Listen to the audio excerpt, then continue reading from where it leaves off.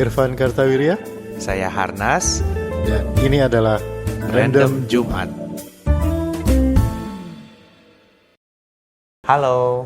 Halo. Selamat hari Jumat. Ya. Kayak pembaca berita kita. Kita kayak mau kondangan, bapak-bapak berdua. Kayaknya kayak settingan baca berita. Iya, kayak settingan baca berita. Ya kalau baca berita nggak gitu kan?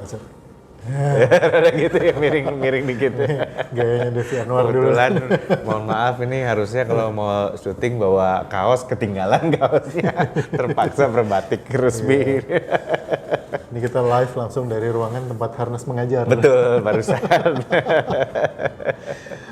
Oke, selamat hari Jumat. Kita akan membahas hal-hal random Kita seperti akan biasa bahas di hal Random seperti Jumat. biasa. Masih bersama saya Irfan Kartawirya. Dan saya Harnas. Setengah jam lah kira-kira. Iyalah, kurang lebih lah. santai-santai lah. Ya. Santai-santai dikit. Kurang-kurang dikit nggak apa-apa lah ya, setengah jam. Lebih-lebih juga nggak apa-apa. Light, versi Lebih light. juga nggak apa-apa. Iya. Oke, kita bahas. Gue mau ngusulin sesuatu. Iya. Jadi beberapa hari yang lalu tuh di Twitter, di X DH Twitter, DH. itu ada yang posting. Nanti gue carilah postingnya. Tapi intinya tuh gini, dia tuh mempertanyakan, bukan mempertanyakan, dia tuh bertanya sebenarnya untuk jadi orang dewasa teh apa aja sih yang harus disiapin? Awalnya kan gue bingung ya, ini apa sih sebenarnya gitu. Ternyata tuh banyak hal-hal yang dia melihat orang-orang dewasa itu melakukan, tapi itu tidak pernah dipersiapkan sebelumnya. Topiknya orang dewasa gitu ya, menjadi dewasa gitu ya, menjadi dewasa. Kita bahas itu? Boleh, siap, menjadi dewasa. Kita bahas tentang menjadi dewasa, adulting.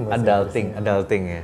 Jadi kayak dia tuh kayak gini, lu kalau makin tua tuh harus makin dewasa, lu harus siap menghadapi dunia. Tapi yang gimana teknisnya gitu. Terus ada yang jawab, ya lu mesti belajar paling enggak belajar cara ngurus surat-surat. Iya. Ya bikin KTP, ngurus pajak segala macam. Itu orang dewasa melakukan. Iya. Terus harus bisa dikit-dikit benerin kendaraan lah. Paling enggak kalau motor bawa ke tukang servis, bilangnya ganti oli atau apa. Nah, itu orang dewasa yang melakukan gitu. Itu orang dewasa melakukan itu gitu. Jadi kita akan bicara tentang banyak sekali adegan-adegan dewasa. Iya, adegan di episode dewasa. kali ini. Yang ya itu. Nah, itu dan dia merasa bahwa selama ini tuh dia tidak tersiapkan atau tidak siap menghadapi dunia dewasa itu. Iya. Lo kan keluar dari rumah, artinya hidup sebagai orang dewasa juga sudah cukup lama kan ya?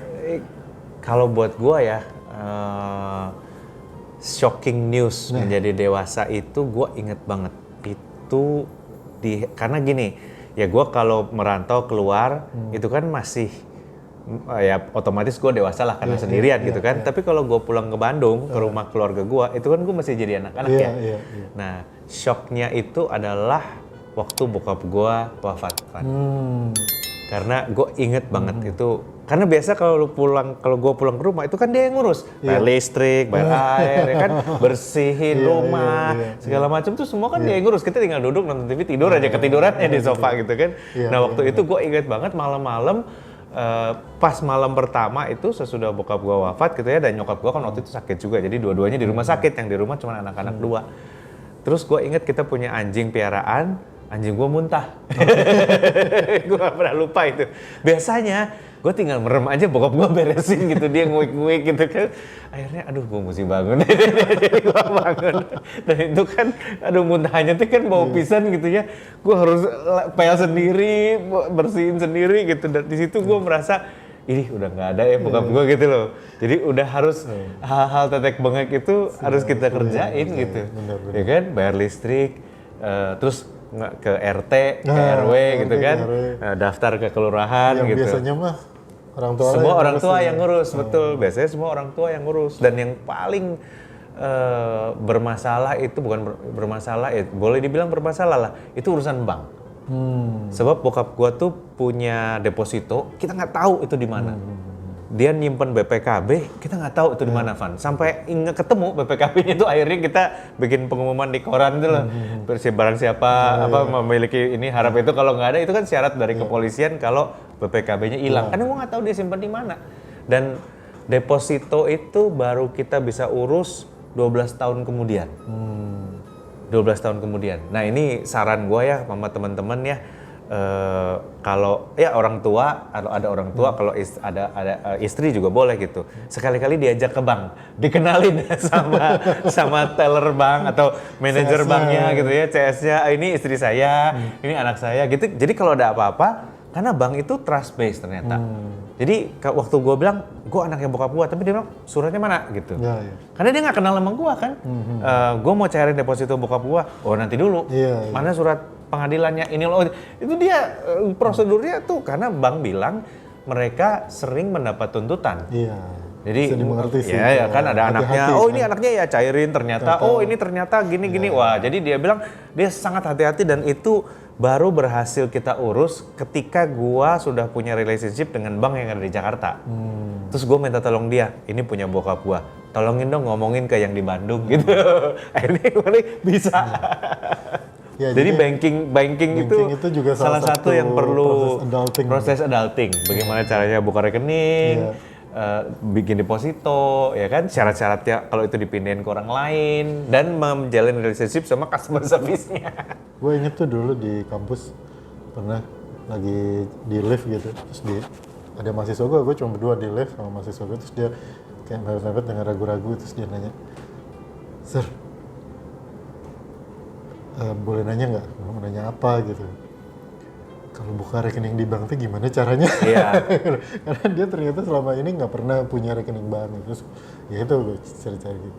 Jadi ternyata bukan hanya membuka rekening bank, tapi mengurus administrasi di bank itu. Betul. Ya. Tadi betul. Dan kalau masih ada orang tua ya, saran gue ya, ayo sekali-kali bareng sama papanya atau mamanya gitu ya ke bank. Jadi penting banget tuh orang bank itu. Bayangin Van, 12 tahun kita nggak bisa akses dananya bokap gue. Itu paling tidak beginilah, kalau sekarang kalian sudah mulai jadi orang dewasa, berarti kan orang tua sudah agak sepuh ya. Iya. Gitu. Ditanya gitu, Pak deposito itu di mana aja? Iya, deposito di mana bukan aja. mau ngapa-ngapain, Betul, cuman biar tahu nanti aja. kalau apa ngurusnya. Iya, gampang, surat-surat tuh ditaruh di mana gitu. Iya, soalnya Gitu. orang tua itu suka naruh barang-barang itu di tempat tersembunyi yang kalau kata orang Sunda mah bunyi teuing gitu ya. Iya, betul. Ditimbun terus yang nimbunnya juga gue taruh di mana. Iya, yang nyembunyiin juga lupa. Yang disembunyiin tapi terus yang nyembunyiin juga lupa gitu. Kemarin Betul. nyembunyiin di mana gitu. Betul. Segitu tuh masih sehat, apalagi kalau pas lagi sakit kan ditanya, Nah. "Ma, apa naruh ini?" Aduh, jangan lagi ditanya itu, udah nggak tahu. Kalau di Indonesia kenapa mesti kenal? Karena ya itu budaya orang dalam itu penting banget. Itu juga penting. Ya. Kalau lu mau ngikut prosedur hukumnya, anaknya aja nggak bisa nyairin sesuatu yang punya bapaknya yang udah wafat gitu. Waktu itu sampai ditanya akte kelahiran bokap almarhum ya. Gue bilang kan udah ada akte kematian, ngapain lu nanya akte kelahiran sih gitu. Ya prosedur gitu kan, itu teh udah kenal gitu. Tapi ya memang nggak bisa disalahin karena ya itu bank itu terekspos sama tuntutan pengadilan kalau dia mencairkan ke orang yang jadi dia lebih baik nggak cairin gitu. Iya, dan menurut informasi mah banyak Van, nomor rekening yang hilang teh banyak gitu. Ditembus orang gitu. Enggak, bukan maksudnya angus. Nomor rekening yang dormant tapi jumlahnya triliunan gitu itu banyak. Bukan nggak angus ya, banknya harus tetap dipegang tapi nggak ada yang punya. Gue pernah ingat di Bandung dulu ada orang yang punya rekening Bank NISP sebelum namanya NISP masih zaman Belanda, itu dicariin bisa loh. Iya. Harus bisa. Bisa, iya. Jadi dia masih di-keep sama banknya gitu kan. Jadi luar biasa itu. Jadi urusan bank ya yang urusan bank satu gitu. betul. Kalau gue tuh pertama kali merasakan adulting experience ya selain gue pindah ke sekolah ke luar negeri gitu. Waktu gue di kick out dari kos-kosan. Jadi gue udah kerja. Terus kos-kosan gue entah kenapa suatu hari itu ibu kosnya itu dengan ngide gitu ya, bilang bahwa sekarang kos-kosan kami ini hanya untuk mahasiswa, orang yang sudah kerja tidak boleh kos di sini. Padahal itu kos-kosan dari awal gue masuk, gue udah kerja dan sebagian besar penghuninya adalah orang yang udah kerja gitu. Terus tentu dia bilang pokoknya jadi kita kasih waktu sampai 2 bulan ke depan. Ya bagus sih ngasih taunya agak jauh-jauh gitu. Akhirnya gue keluar dari kos-kosan, terus gue pikir itu di PHK, pemutusan hubungan kos-kosan. PHK sama ibu kos. Jadi akhirnya gue ngitung kan, ngitung keuangan juga salah satunya. Gue ngitung, gue kos di Depok dulu kan segini. Kalau gue ngontrak rumah gue bisa dapet dengan harga lebih murah daripada harga gue ngekos gitu. Dan ada kelebihannya kalau rumah, gue punya dapur yang buat gue itu adalah sesuatu yang sangat penting. Jadilah gue akhirnya mengontrak rumah sendirian. Gue ngontrak rumah sendirian, terus begitu gue pindah, masukkan udah tanda tangan. Oh, tanda tangan kontrak rumah itu juga adalah proses yang dilakukan oleh orang dewasa. Iya, betul. Cara ngontrak rumah itu gimana sih? Nah, itu cari tahu lah ya. Ada jadi, kontraknya, ada kita PPH, ketemu sama ownernya, ada, kadang ownernya minta jaminan, Iya. gitu segala macam. Akhirnya nego-nego, akhirnya orangnya bilang gini, ya saya mah percayalah sama Mas Irfan, kelihatannya baik, udah nggak deposit ininya nggak usah, deposit ininya nggak usah, deposit yang ini aja, jadi ada yang telepon, air segala macam kan, nah, ininya aja lah, nanti kalau kontraknya selesai dikembaliin gitu. Oke, nah karena gue pernah kontrak di tempat lain kan, ya zaman gue sekolah kan kita ngontrak apartemen, oh ya kurang lebih sama lah gitu ya. Nah, masuklah gue ke rumah itu hari ada sebagai single kan nggak bawa apa-apa, cuma bawa baju doang, gitu. Terus kan gue inget ya bahwa di Indonesia ini selalu ada pelang-pelang yang tulisannya 1x24 jam kamu wajib lapor gitu. Iya, betul. Kan gue warga baru ya. Betul. Gue bingung cara lapor ke RT itu gimana. Gue nggak tahu cara lapor ke RT itu gimana. Jadi gue datang, terus malam gue nginep di rumah gue pertama itu, gue kepikiran gitu, gue tuh belum lapor RT, ntar kalau diketok gimana, kalau ini gimana, itu gimana. Sampai akhirnya besok paginya gue bangun terus ngantor kan, ya udah nggak inget gitu. Pulang ke rumah, kepikiran lagi, oh iya gue udah 2x24 jam nih, belum lapor. Gue lapornya ke siapa? Bentar, pertama RT gue siapa? Kan nggak tahu baru pindah kan, namanya di klaster situ. Akhirnya tanya security gitu. Pak, RT-nya di mana? RT siapa? Oh, Pak Anu, rumahnya di itu ya, sini. Ada nggak Pak RT-nya? Ah, Pak RT-nya kerja, kerjanya di Jakarta. Pulangnya kira-kira jam 7, jam 8 malam. Pikir, jam 8 malam gua lapor kan nggak enak ya, namu jam 8 malam gitu. Pikir, gimana caranya ini? Jadi sampai akhirnya gue 1 tahun kontrak gue habis dan gue pindah ke rumah lain, gue nggak lapor RT. Gue lapornya ke security. Gue bilang, kan kebetulan klaster kan, gue bilang sama sebabnya, Pak saya lapor ke Bapak aja. Nggak apa-apa, RT-nya nanya ke security juga. Ternyata gitu gue bilang kan, udah gue lapor ke security aja gitu. Pas saya warga baru rumahnya di situ, oh ya Pak, nggak apa-apa silakan udah gitu. Nanti iuran apa segala macam, nanti ada rekeningnya tinggal ditransfer gitu. Ya sip, aman. Lapor RT itu rata-rata orang hanya lapor kalau ada kebutuhan. Bertahun-tahun nggak lapor, tahu-tahu ketok Pak saya mau menikah. Iya. Pengalaman dari Pak RT.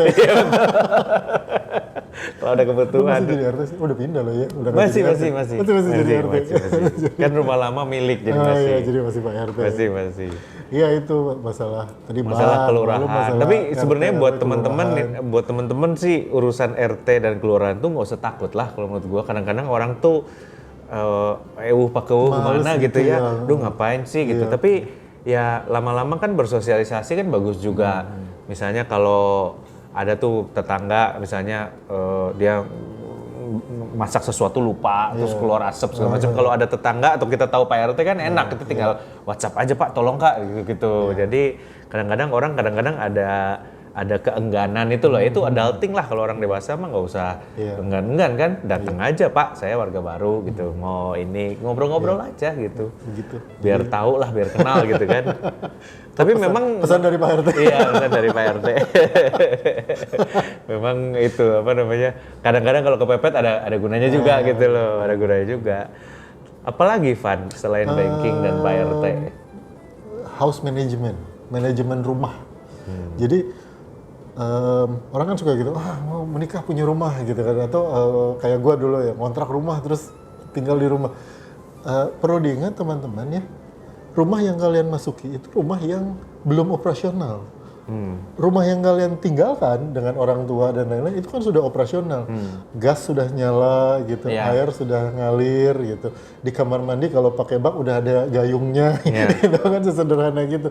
Shower udah ada gantungannya gitu, sabun udah terisi segala macam. Begitu kalian pindah masuk ke rumah yang baru, semua komponen rumah yang ada di rumah orang tua kalian itu kan harus dimultiplikasi, harus ditiru, harus direplikasi ke rumah yang baru.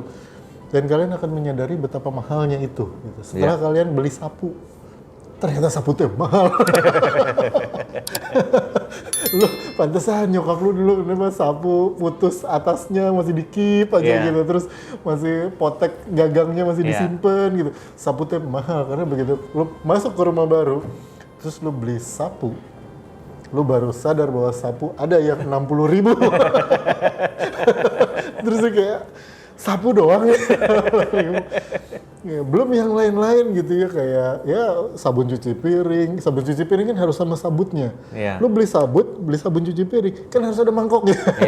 Itu harus ada semua. Nah itu hal-hal kecil itu ya, jadi manajemen rumah itu baru pengadaan ya, karena manajemen kan macam-macam. Ada pengadaan, ada operasional gitu. Ya mana yang harus dibeli rutin, mana yang belinya jangan banyak-banyak karena nanti macam-macam lah alasannya, kayak lu beli sabun cuci misalnya, cari yang diskon, belinya jangan yang gede langsung, siapa tuh nggak cocok wanginya. Betul. Gitu. Nah kayak gitu-gitu tuh lu harus lakukan gitu. Nah itu, dan lu menyadari betapa operasional rumah itu ribet, remeh-temeh dan banyak, dan satu lagi yaitu mahal gitu. Ya mulai dari depan lah kita urutin, kalian cobain aja urutin mulai dari depan ya, urusan halaman. Lu perlu sapu lidi, jangan lupa ya, karena lu nggak bisa pakai sapu rumah buat nyapu halaman gitu. Terus ada teras, kalau ada teras itu mungkin sapunya lain, harus ada keset. Saya kasih tahu juga teman-teman yang masih muda, keset itu mahal. Keset yang bagus itu mahal.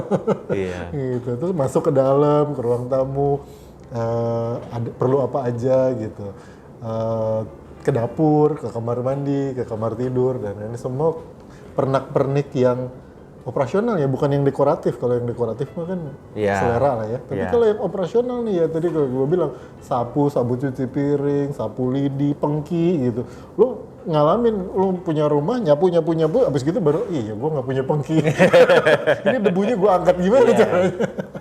Mau pakai koran udah nggak musim koran sekarang. Gitu. Belum lagi yang komponen dari rumah itu sendiri yang manajemen operasional rumahnya banyak gitu ya kayak. Tapi sekarang pekerjaan itu sangat dipermudah dengan Tokopedia sih, Van. Kalau zaman dulu kan kita harus tahu toko perkakas, itu tambah ribet lagi. Gitu. Misalnya sedotan toilet, bukan toilet. Yang karet itu wajib punya tuh, sebab kalau rumah baru biasanya berdebu mampet salurannya. Jadi itu bisa kepake tuh. Itu kan belinya di mana? Untung sekarang ada Tokped atau online, bisa beli online kan. Atau terus, mungkin tetangga udah punya. jadi itu kalau mau pinjam tetangga mesti lapor Pak RT dulu. Karena barang yang biasanya dipinjam itu tangga. Tangga itu biasanya banyak kayak yang baru pindah nggak punya tangga. Nah itulah mesti ngandelin tetangga tuh, siapa yang punya. Mungkin itu sebabnya disebut tetangga. Karena dulu begitu pindah pinjemnya tuh tetangga gitu, tempat minjem tangga gitu ya. Itu sebabnya disebut tetangga gitu. Sebelah rumah kita teh gitu ya. Sekarang enak sih ya, memang ada sekarang online. Dengan adanya online sangat membantu. Dulu susah. Meskipun ya tetap aja lu nyapunya sekarang lu perlu pengki, kan itu udah nyampe ujung nyapunya. Secepet-cepetnya lu order 3 jam baru nyampe. Keset itu yang perlu disiapkan gitu ya. Manajemen pengadaan dulu lah gitu ya sebelum operasional gitu. Dan kalian orang dewasa juga menyadari betapa hal-hal yang kita taken for granted selama ini itu ternyata pengadaannya lumayan. Contohnya hordeng. Hordeng tuh mahal. Lebih mahal dari keset. Dan gini, berapapun yang kalian bayangkan, nanti kalau kalian tidak punya pengalaman, berapapun harga yang kalian bayangkan harga hordeng, percayalah, lebih mahal dari itu. Kak, kalau korden, kalau teman-teman, karena korden ini nggak bisa dibeli lewat Tokopedia. Itu satu barang yang nggak bisa dibeli online. Saya punya tip buat teman-teman, pergi ke pasar. Biasanya di pasar itu ada toko korden. Minimum toko korden yang biasa gitu ya. Bukan yang mewah-mewah gitu ya. Mewah-mewah kan toko interior. Biasanya di pasar itu adalah sumber toko-toko aneh. Barang-barang yang dicari kayak rolleran buat gas gitu. Atau kepala gas gitu kan. Atau hal-hal kayak gitu tuh biasanya di pasar ada. Jadi ke pasarnya agak siang-siang gitu ya. Bukan yang tempat bagian sayur. Biasanya ada tuh. korden Kelontongan, gitu. toko-toko kelontongan Iya, gitu. terus apa ya barang-barang ember-ember, tuang-tuangan gitu biasanya ada gitu. Iya. Jadi adulting itu salah satunya juga mempersiapkan itu gitu. Termasuk kalau kalian misalnya, oh tapi kan saya belum mau punya rumah Pak, saya ngekos. Sama di kos juga gitu. Kan lu mesti punya sapu, kalau enggak Iya. kos-kosan lu berdebu. Iya. Terus barang-barang yang sering dibeli itu kalau pindah adalah colokan listrik. Nah, Ya, colokan colokan listrik. teh itu pasti berubah tuh. Ya kan? Terus kipas angin. Kalau kipas angin sih rata-rata itu di pasar juga. Ada. Kalau online ongkirnya agak mahal kalau kipas angin. Dengan ke pasar kalau yang gitu-gitu lah. Iya, langsung Tokonya aja ke biasanya pasar. gini, kalau toko-toko elektronik, oh ya ini juga buat informasi buat yang beranjak dewasa dan mulai mencari-cari barang-barang gini, barang-barang elektronik. Gue pernah mengevaluasi untuk harga 2022, 2023 sampai 2024 itu pakai patokan harga 2,5 sampai 3,5. Jadi setiap barang yang lu mau beli elektronik untuk keperluan rumah lu itu harganya antara 2,5 sampai 3,5. Mesin cuci 2,5 sampai 3,5 3,5 juta. juta. Oh. AC 2,5 sampai 3,5 juta satu ini. TV 2,5 sampai 3,5. Jadi Iya, lu mau apapun pengalinya antara 2,5 sampai 3,5 tergantung merek. Itu yang simple ya kalau lu mau. Dan nyari barang elektronik itu carilah di toko yang tadi Harnas bilang, biasanya di dekat pasar. Terus banyak dus-dus gitu, Iya. dan tokonya biasanya nama orang gitu seperti Jaya Elektronik Iya. gitu, atau siapa, AC-nya dipajang gitu, pokoknya nggak fancy lah. Iya. Itu murah. Itu Ya, lebih murah. Itu lebih Itu murah. Terus ada satu lagi informasi yang penting, Van, karena utility ini sekarang udah nambah. Kalau dulu kan air, listrik, ya AC kan, paling, ya. AC. Yang sekarang wifi. Wifi. Nah, Betul. itulah gunanya lapor Pak RT, masuk ke grup warga, terus tanya, di sini wifi-nya apa ya? Yang kenceng ya. bagus. Oh yang ini gitu. Kalau itu kalau tanya satpam nggak bisa. Harus masuk ke grup warga dulu baru nanya gitu kan. Sebab wifi itu juga agak ribet teman-teman Iya, prosedurnya. iya, Nggak bisa langsung jalan. Lu nempatin rumah tanpa wifi itu sama aja nggak ada listrik kalau zaman sekarang gitu ya susah. Jadi harus tanya apa mau pakai kabel apa enggak, mau di split kemana, terus paketnya apa, yang bagus apa gitu kan. Itu Sesimpel lu beli banyak. modem sendiri pun kan nggak tahu yang kuat sinyalnya di tempat lu apa. Gitu. Iya betul, yang masuk apa gitu, My Republic lah, atau Your Republic atau Our Republic atau apa gitu, yang masuk kan nggak tahu gitu. Itu harus tanya tetangga sebelah, dan setupnya lumayan lama tuh, sampai nyala gitu ya, sampai nyala tuh lumayan lama gitu. Jadi ya macem-macem lah, ini mah topik pindah rumah kayaknya. Tapi itu kan memulai kehidupan dewasa. Iya, Memulai betul, kehidupan memulai dewasa, salah kehidupan satu dewasa. tandanya kan adalah memulai di tempat baru sendiri. Iya. Tapi kalau di tempat yang lama biasanya selalu masih ada yang lebih dewasa lagi. Iya, Jadi kita jadi memposisikan kita belum diri jadi dewasa anak-anak gitu ya, belum dewasa gitu. Makanya, nah apalagi pengalaman teman-teman mengenai adulting. Nah, Ya, ada saya pernah urusan sama polsek setempat misalnya gitu. iya, Ini juga betul. pengalaman juga. Jadi ada yang waktu itu di posnya itu ada yang bilang tentang kendaraan. Iya, mobil, ngurus kendaraan, motor, ya servis, bengkel, segala macam. servis, tempat tambal ban terdekat gitu.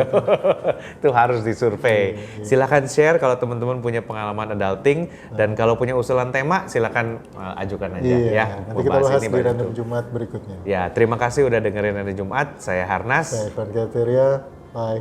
Bye.